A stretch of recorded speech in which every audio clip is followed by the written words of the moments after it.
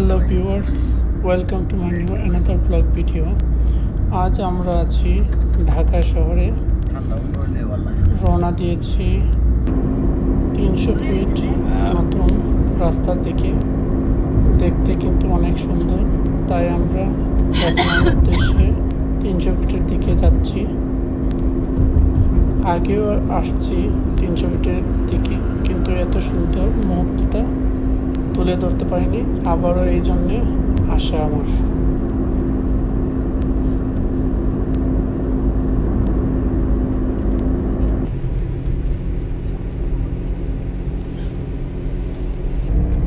সামনেই 300 ফিট।